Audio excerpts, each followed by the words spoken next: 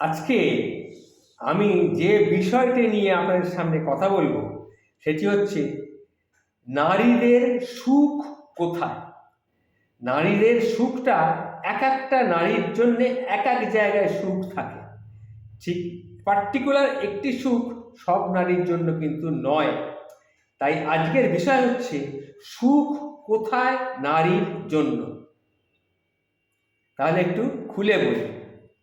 লাস ভেগাসের বৈধ সেক্স বাণিজ্য নিয়ে ন্যাশনাল জিওগ্রাফিকের 2 পর্বের একটা ডকুমেন্টারি সেক্স ফর সেল, এটা আমি দেখেছি এ মাসের প্রথম দিকে।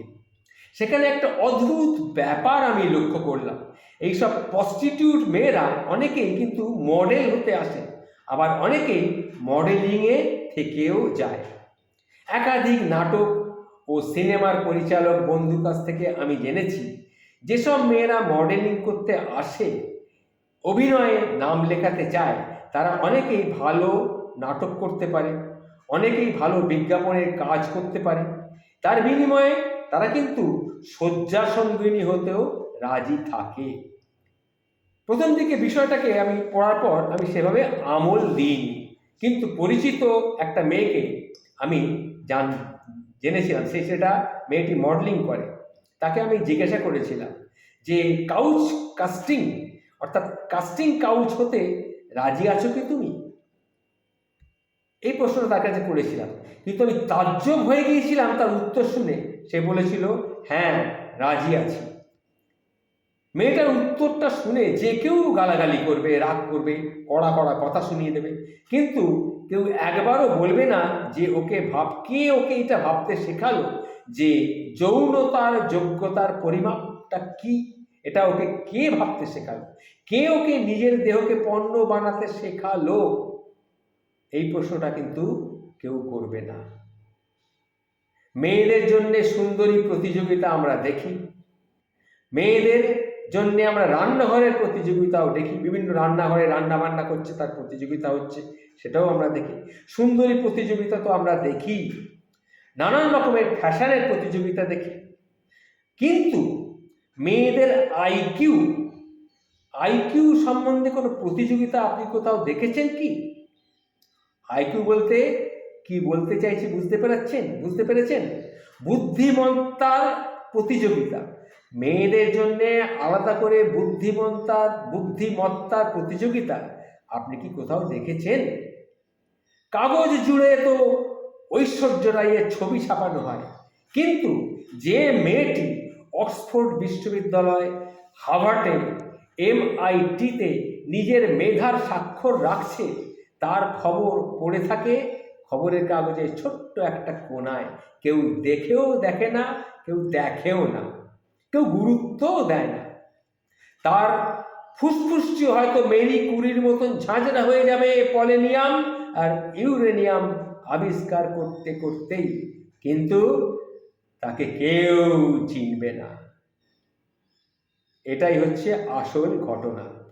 ইউরোপের মেয়েরা এককালে ভেবেছিল খুব নারী জাগরণ হচ্ছে খোলামেলা পোশাক পরে, কিন্তু তারা যে পণ্য হতে তাদেরকে উৎসাহিত করা হচ্ছে, সেটা বোঝা যায় এখন সারা পৃথিবীতে নারী আর পুরুষের ব্যক্তিগত সম্পদের মালিকানার হিসেব করলে।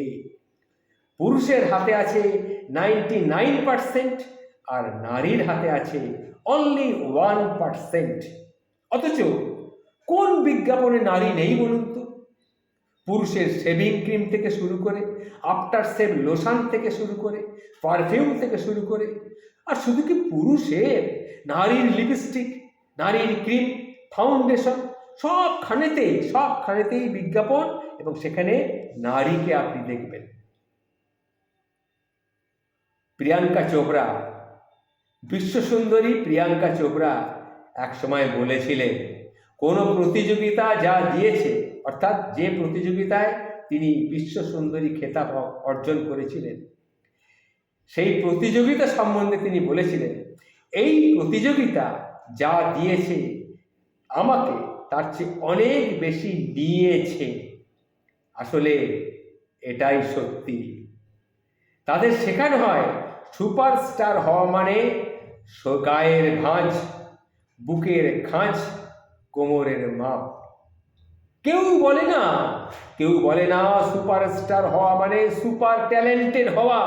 কেউ বলে না আর্টিস্টের নখের ডগায় রাখা ইউরেনিয়ামের আণবিক ভর মুহূর্তে বলে দেওয়া যুগান্তরকারী মানব কল্যাণের জন্য কিছু আবিষ্কার করাকে সুপারস্টার বলে, সেটা কেউ বলে না।